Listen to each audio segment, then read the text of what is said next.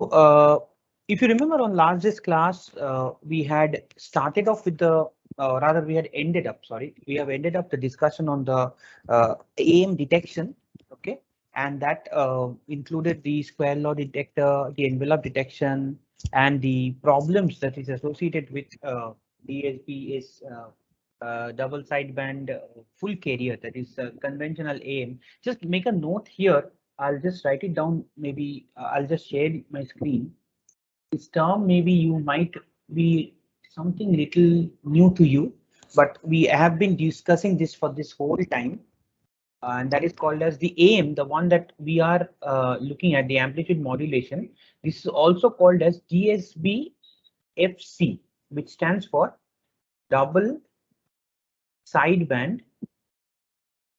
Okay, double sideband. So that is DSB, and FC stands for full carrier. Okay, so that this is usually is not a very common or a conventional term, but in now when what we are going to discuss, this actually will be very helpful. So we have been discussing this for the whole entire duration now. And if you remember the syllabus, okay, if you look at the syllabus for what we have discussed in the very first day itself, we actually have done the first module. So now today we are going to start with the second module, and most probably by next day's class we are going to finish it off as well, because this is a altogether this is not that difficult, I would say, because it is basically the fundamental concepts which already been discussed in AIM. It is just an extension of it. Okay, so or an updation on top of it.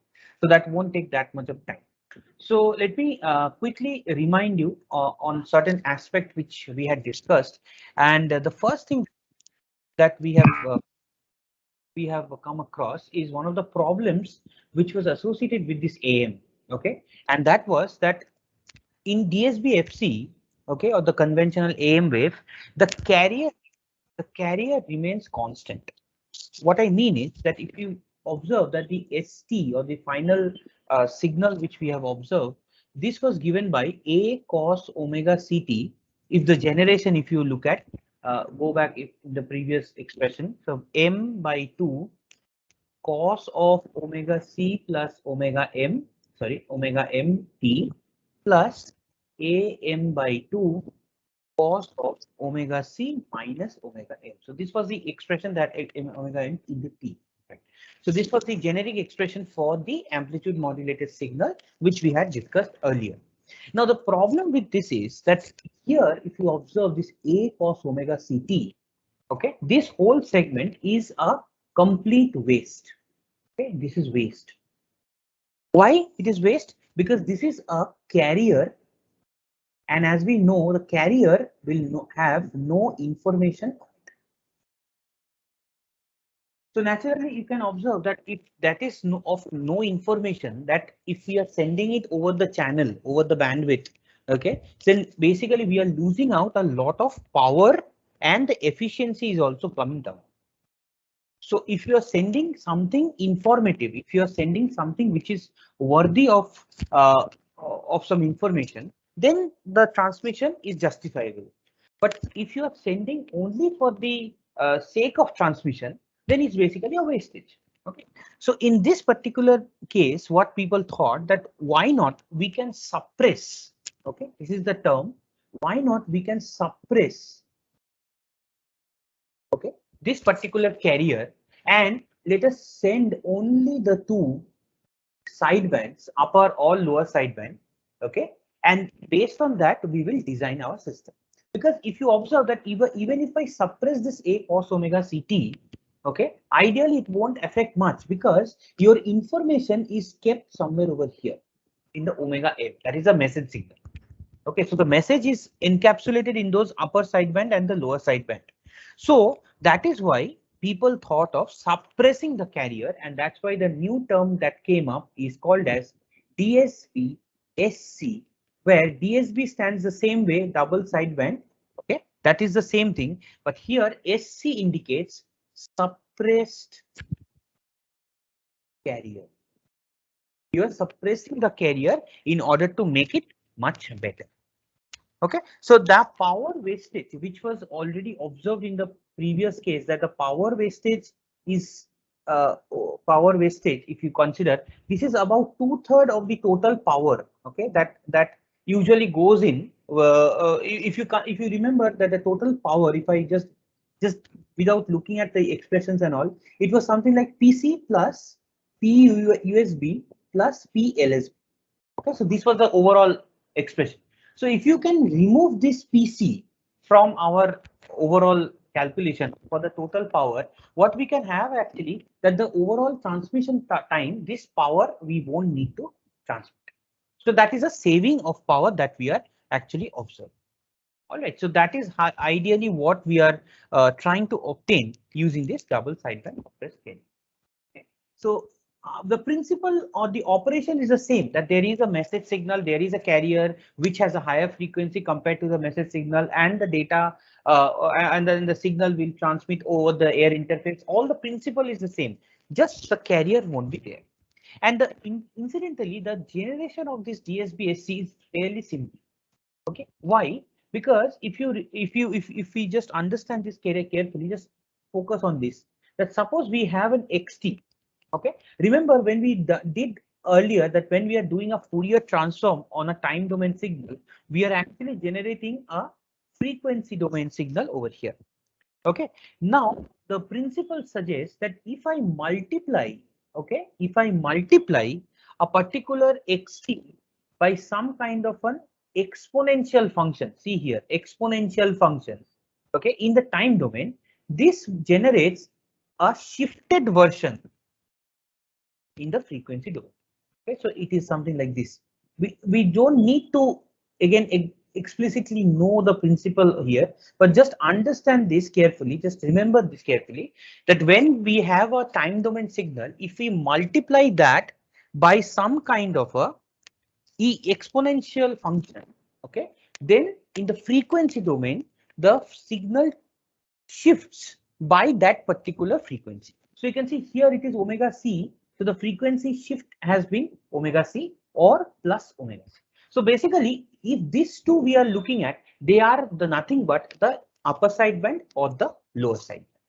So basically, the AM signal which you are coming in, which you are feeding in, okay, already we know that how the AM signal is generated. Now the AM's generated signal can be multiplied by some process. So what I meant is that this is my AM signal, okay, AM modulated signal. So maybe some kind of a multiplication by some process, maybe an exponential function or something like that. If it happens, the output is usually a DSB SC signal.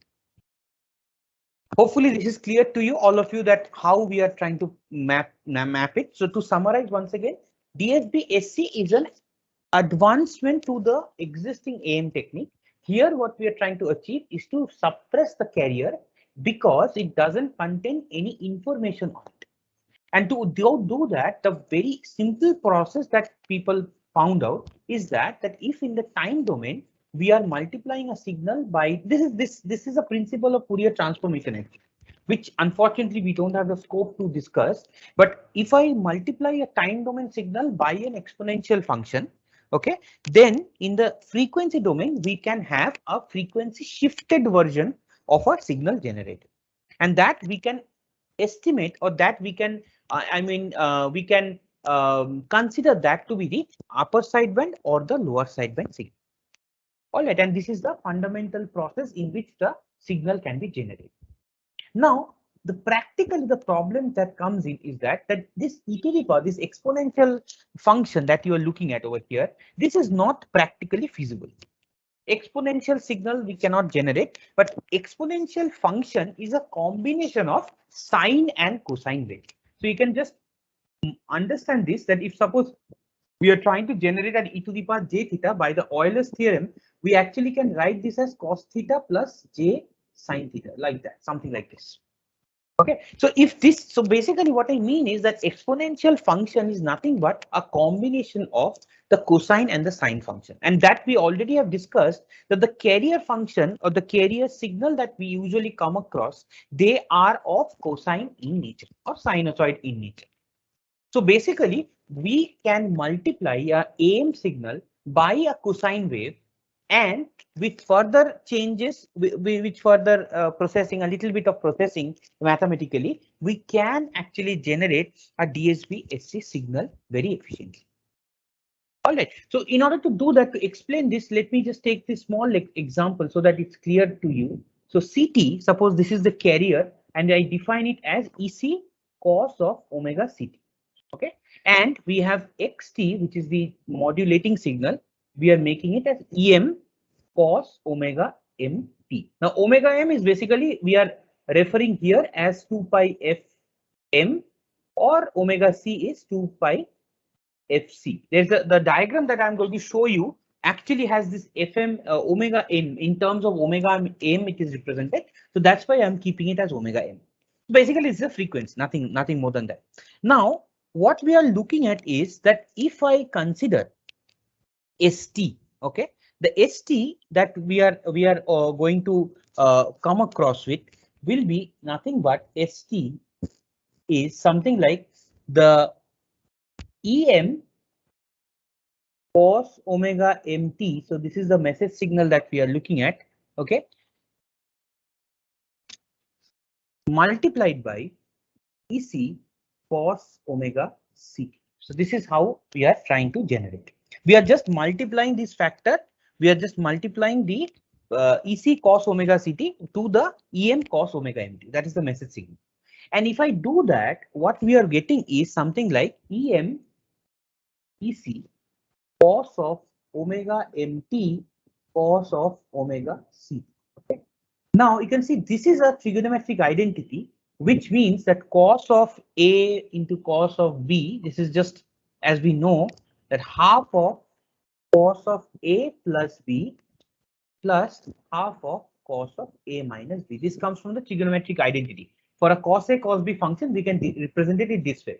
So we apply it over here. So this becomes EM EC, okay, cos of omega C plus omega M into T plus, this will be by 2, plus EM EC by 2 cos of omega C minus omega M.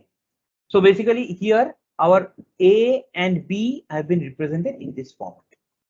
Now if you can closely observe this red color part, this portion, okay, this portion contains omega C plus omega M, which is nothing but the upper sideband, and omega C minus omega M, this term is nothing but the lower sideband. So you can observe that using this product, the way that we did, we are actually having no sidebands, which is only specific to carrier. There is only the availability of upper sideband or the availability of the lower sideband. Okay, so that is how we are trying to make sure that we are in a position to generate a particular DSB-SC signal. Okay, so if I go back to the diagram to show you the diagram that I was talking about. So let me just show you that. Yeah, so this is the diagram I want you to all focus on. So you can see this is the omega M. So this is the XT that we are talking about. Okay, and this is the spectrum in the frequency domain. See, it's omega. Okay, so it's a frequency domain representation. Now this is the carrier that we are talking about. Okay, now this is the carrier which has to peak at omega C and minus omega C, or the peak it is tuned to omega C, the carrier frequency. And this is basically the process of DSB-SC. As you can observe that the carrier at this point, there is no existence. It's only the upper and the lower sideband that exists in the spectrum. So ideally, what we can observe that in this DSB-SC, the phase reversal is happening, okay, whenever the XT crosses a 0. So whenever it comes somewhere over here, there is some kind of a phase reversal that is happening over here. All right. So ideally, what we can observe that it is not like the envelope detector, or if it is not following the graph that we observed over here. If you observe, this is the generic AM wave. But here what is happening, the carrier and the message is following simultaneously. But if you check here, the carrier and the signal is not actually varying in the simultaneously. The in case of DSB SC, because of the phase reversal, the baseband signal doesn't always follow the carrier signal also. All right, so that is how where it's a little different to that of the overall scenario.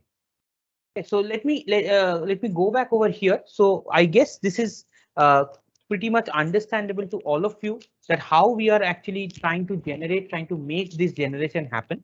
So what we find out is that if we can multiply the AM generated signal, or if we can multiply them by some carrier signal, if the XT is coming over in from the source, and if I go on multiplying it by some kind of a carrier term or a cosine function, and then we can find out a way to discriminate this process. We are trying to get out the USB and the LSB as and when it is required.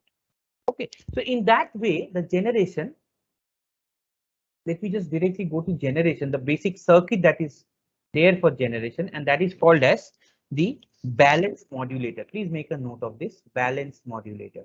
Okay.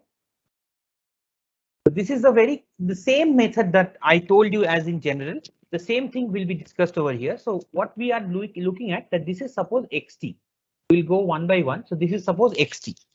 Now, what in balanced modulator it is done is that we have an AM modulator over here. We call it AM mod 1.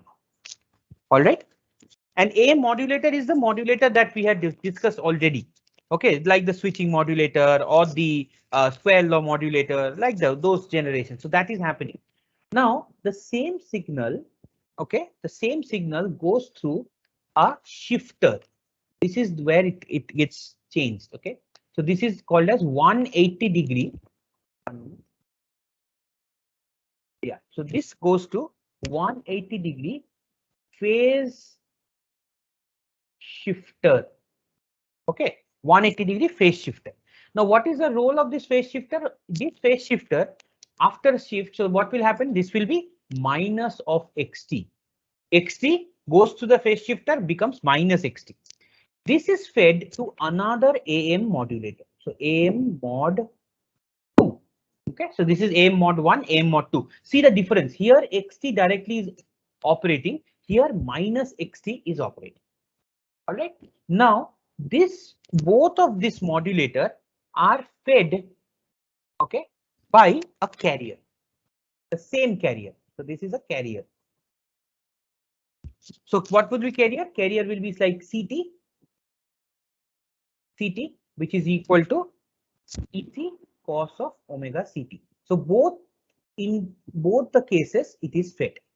Okay, no changes, nothing. So you have the XT, it goes to the modulator, and after the modulator is done, the output is generated. So let me draw with a different color. So after this, the output is generated. So this is my output, which is S1T I'm mentioning, and with this, an S2 is generated. Okay. So this is S2. So first modulator output is S1, second modulator is S2, and this goes to a subtractor. So this goes to a subtractor. So maybe I'll just draw it like this. Maybe I'll put it like this, but ideally it is not a summation but a minus. Actually, the ideal part is one, like plus and minus it will happen, but we will only consider the subtraction. And this is the output of DSP. All right. So what exactly is happening? You just see for yourself. You can only understand that it's so easy. So let me go one by one. Step one. So in balanced modulator, what is happening? Step one, that S1T, if I define S1T, that's S1T, this will be nothing but EC 1 plus MXT cos of 2 pi FCT. If you remember, this was the basic equation that we actually have come across when we had generated the AM signal. If we just remember that we had an expression something like this, S of T, just to recollect, refresh your mind. So XT plus A cos of omega CT, like this it was there. Now I have added the same thing, except that I have added an M over here. Okay, so the same thing I have represented over here. So this is the S1T. Similarly, S2T will be EC 1 minus M xt because of this minus which is over here. Okay, cos of 2 pi FCT. All right. So these are my S1 and S2. Now the next step is here we are doing a subtraction. So let us do the subtraction. So S not T, if I consider as the output, so S1T minus S2T. If I do that, so we are taking EC cos 2 pi FCT as common. We take that as common, and inside we are having 1 plus MXT minus 1 plus MXT. This gets cancelled out. So final expression that we are obtaining is 2M EC cos of 2 pi FCT, okay, and XT. This is the expression we are obtaining. And you can also observe, yes, okay, so this is what we are observing. Now, if you even further, if you take this xt into other level, like it is expressed in the order of amplitude, so basically this will be EC EM cos of 2 pi FCT, and this is cos of 2 pi FMT. Here what I did, xt I have expressed it in terms of EM cos 2 pi FMT, just to elaborate a little bit. Okay, and finally, if I look at this scenario, okay, in the same way, this is nothing but, again you can see this is cos of A and cos of B, just like what I have shown over here. So this is, I showed you the generic process, right? Omega M and omega C. So the same thing is repeated over here. You can check over here. This is my cos of A and this is my cos of B. So the same process is applied and we can generate the output as it is. So it will be FC plus FM and FC minus FM with some scaling factor of 2M ECEM added. All right. So any doubt till this point? Okay. Any doubt till this point? What we have studied so far? Please tell me if anything is there. Anything that you want to let me discuss again. Otherwise. Guys, please respond.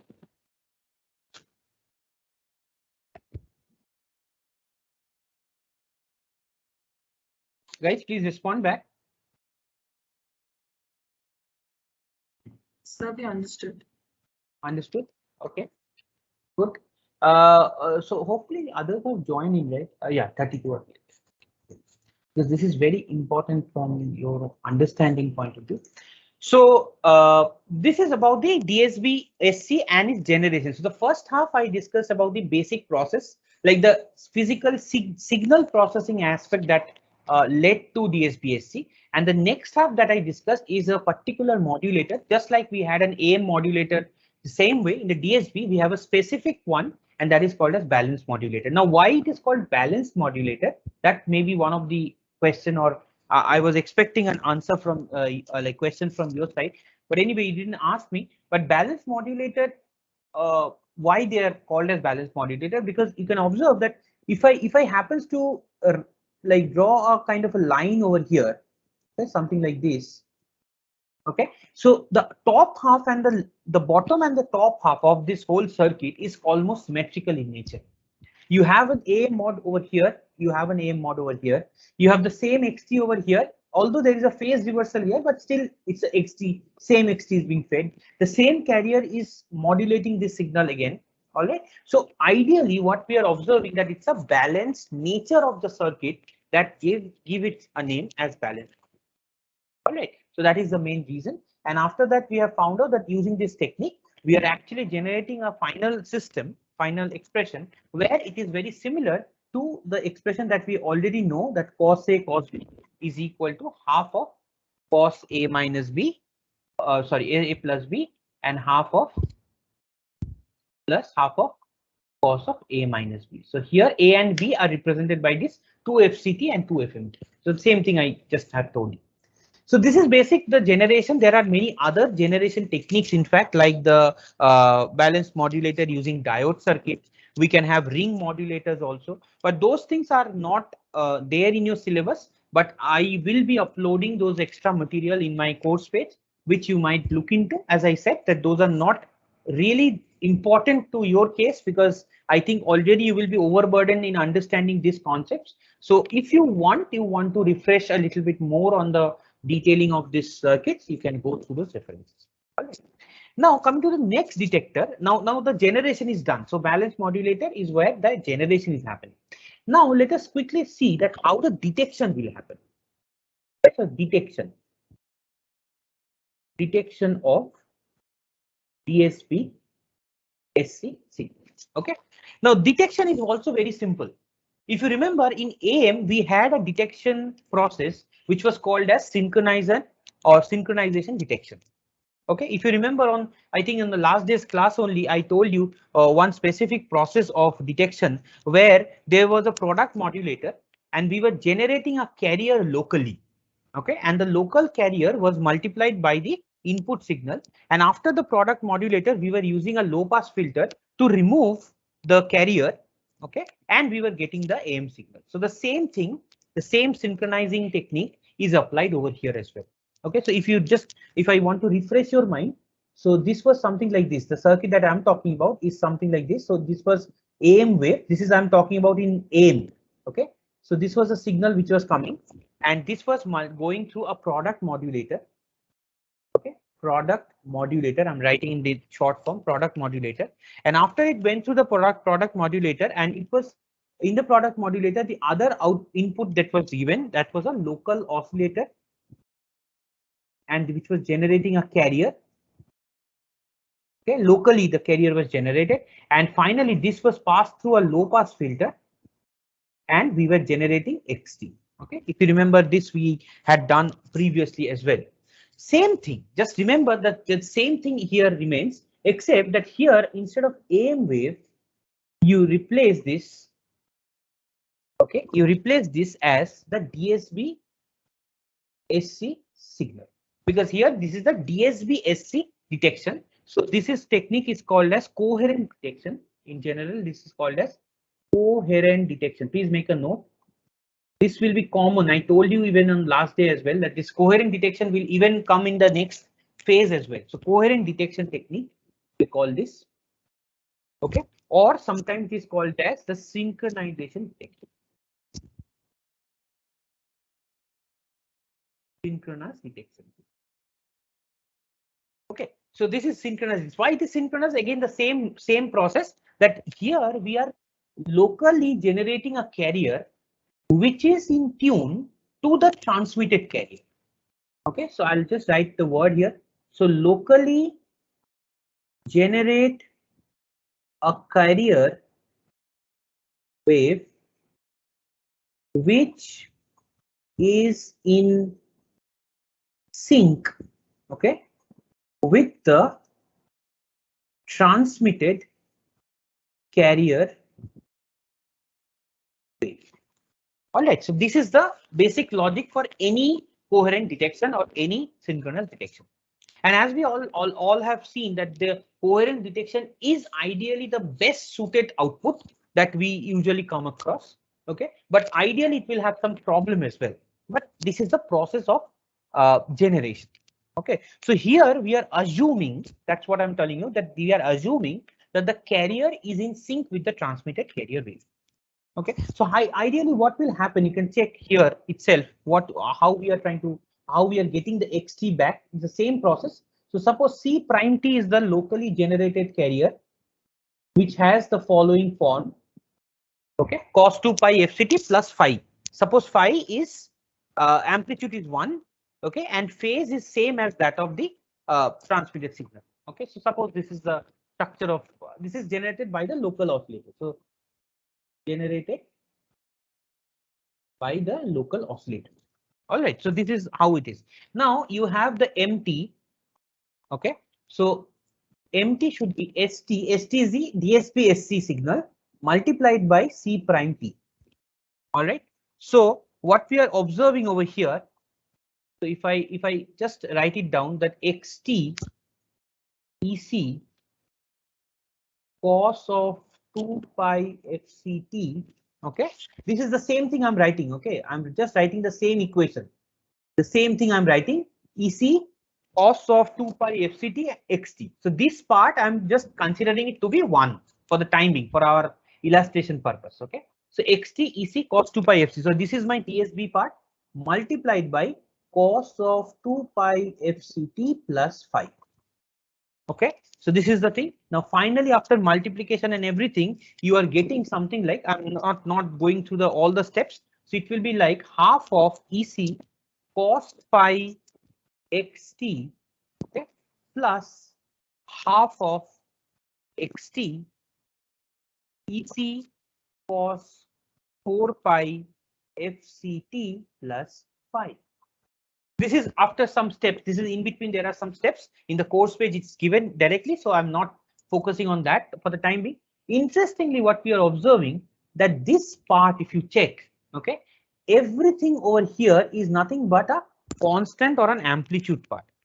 So what we can mention this as a scaled version of X, which is basically the message signal. All right, so half of EC cos phi, this is basically a constant term that we are talking about. Okay, because phase is, I'm assuming that it's constant. EC is basically an amplitude and half is anyway half. So that whole thing is a constant. So it's a scaled version of the message signal. And you can observe that the other portion, okay, this can be easily removed by the low pass filter, because you can observe that in this particular case, XT is not alone, but it has the FC 4 pi FCT present over here. So naturally FC is very high, as we all know, FC is very high. So the low pass filter will neglect or will remove this component, the second component, and it will only keep the first component intact. So finally, the output that we are observing of MT, if I consider, so this will be nothing but half of EC cos of phi XT. So this is the generated detected XT that we are observing. So that is the purpose of it, right? The detection circuit should detect the XT. So that is what we are actually generating over here. All right, but here comes the problem with the synchronous circuit. Okay, so please make follow this very carefully. Now, if you observe, the first problem that this might be having is with the phase error. Why? Because if you closely observe this particular equation, I'll give you two specific conditions. One is when phi is 0 degree and if phi is 90 degree. Okay, so if you observe closely this particular two specific condition, other than leave out the other portion. So in this first case, when phi equal to 0, okay, then my V naught T, or if I consider this to be not empty, but maybe V naught T output as such. So this will be nothing but half of EC XT, because cos phi cos 0 is equal to 1. So we can write half of EC XT. So when there is no phase difference, so we are getting half of EC XT. But if suppose the difference is 90 degree, that is between the transmitter and the receiver, the carrier that we are using has a phase difference of 90 degree, then ideally V naught T is equal to 0, because cos 90 is equal to 0. Hopefully this part is known to you. So cos 0 when it is, so it is half of EC XT, and V naught T is equal to 0 when it is 90 degree. So what we are observing is that this means no output. So what my conclusion is that based on the phase difference, okay, output may or may not be available, and that is a dangerous case, because you are generating something, okay, you are generating something with the hope that you are generating or you are reproducing the final output or the message signal. But it might happen that due to this phase error in synchronous detection, that there is a chance that you might not end up generating any valuable information at all. Hopefully this is clear, right? This understanding, you got it, right? That this is the process that I'm talking about of the synchronous detection, where we are introducing one local oscillator which is tuned to the particular carrier so that the receiver carrier and the transmitted carrier are in sync. So we are assuming that they are in sync. But suppose the condition is that if there is a 90-degree phase shift between the transmitted carrier and the receiving carrier. So what will happen at that point? The favorable reproduction of the input of the message signal, original signal, won't be there. So there is a non-uniformity that exists if I do it in the using the phase using the synchronizing detection. Okay, that is the phase error part. Okay, sometimes that is called as, in fact, the quadrature null effect. Okay, because the phi will vary randomly. It's only two values I've taken over here, two extreme values. Now it can be varying in different ways. Based on the different values, your output will also vary. So ideally, there is an inconsistency in the output that we are observing in this particular process. Okay, so that is not very favorable. That is not very desired. Okay. Similarly, another problem, I'll tell you the solution also. So another problem that might arise is the frequency error. Because you can observe that if we are generating this frequency along with the phase, there might be a case that the carrier that we are looking at as 2 pi fct plus phi, instead of this fc, there is a small little frequency change that might happen due to the oscillator, and that will be represented of this form. So this del f that you are looking at, this becomes a very prominent factor when you are using the synchronization circuit. So along with the phase error, which already is generating something called as I said, quadrature null effect. Okay, so this is due to the phase quadrature null effect. Now the frequency error is also introduced if we have the frequency variation from fc to fc plus del f. There is a small change in the frequency derivation. Because what will be the effect? I'll just show you the diagram. I'll show you the diagram. The effect is very problematic because you can see if this is the spectrum that we are talking about, the USB and the LSB, you can observe that in this particular case, okay, in this particular case, if I happens to point it out, you can look into this segment. Okay, if you focus on this segment, there is actually an overlapping that is taking place. So the USB and the LSB are actually overlapping amongst themselves.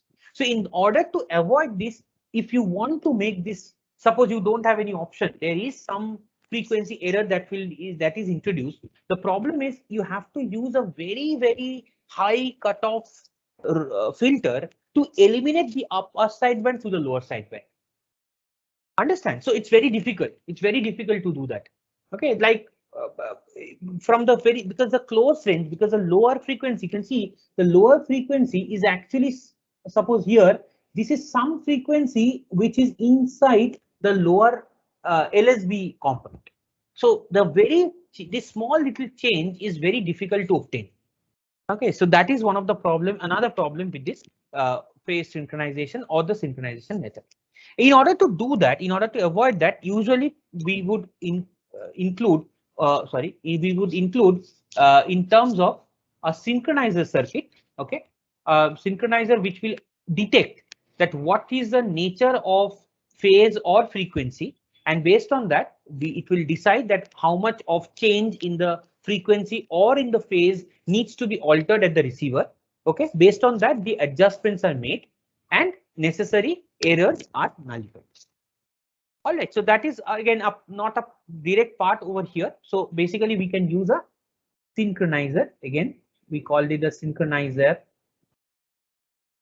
that detects okay, phase and frequency, and based on that it adaptively will change its value, okay, whenever the transmission or the detection is happening. All right, so that is basically what about the DSP SC detection and the process involved. Okay, so as we can observe that as we are at the end of it, so let me just summarize on the finding that we have obtained.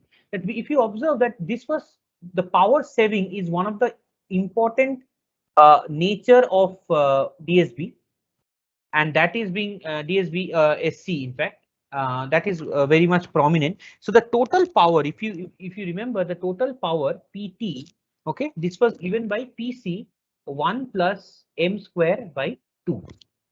Okay, if you remember, we had already discussed that previously. Now, if m equals to 1, that is 100% modulation if it's happening, then PT becomes PC into 1.5. If substitute over here, you'll get it.